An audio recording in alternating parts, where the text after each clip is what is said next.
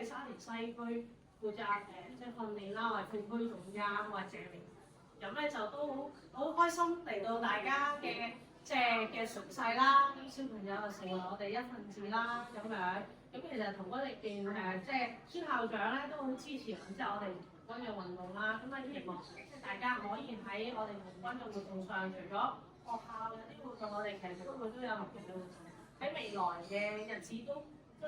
請大家即係踴躍參與下啦。